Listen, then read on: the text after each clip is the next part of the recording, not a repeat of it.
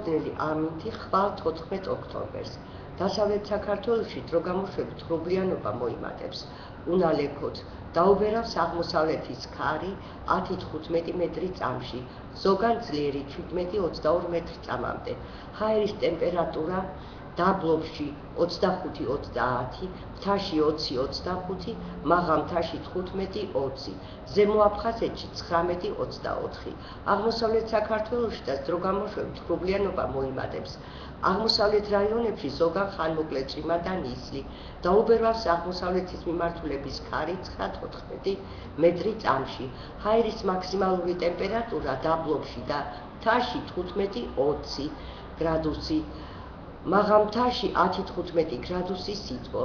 თბილისში დროგამოშვებით ღრუბლიანობა მოიმატებს, შესაძლებელია მცირე ხანმოკლე წვიმა და ნისლი, სამხრეთ-აღმოსავლეთის ქარი 9-14 მეტრი წამში, ჰაერის ტემპერატურა 19 გრადუსი სითბო.